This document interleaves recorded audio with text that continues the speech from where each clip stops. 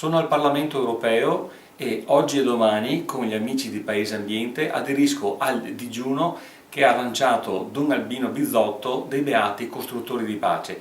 Digiuno per protestare e sollevare il caso Veneto per quanto riguarda la distruzione e il saccheggio del nostro ambiente, del nostro territorio.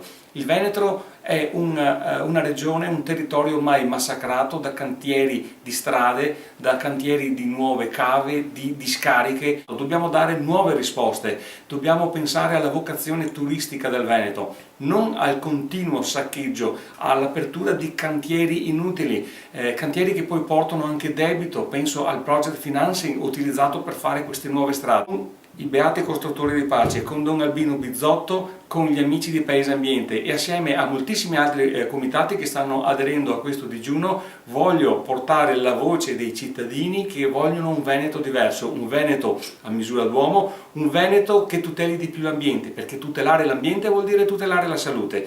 Abbiamo bisogno di un ambiente più salubre, siamo in una regione che vive da anni in violazione della direttiva per la tutela dell'aria, ovvero stiamo respirando aria avvelenata da sempre.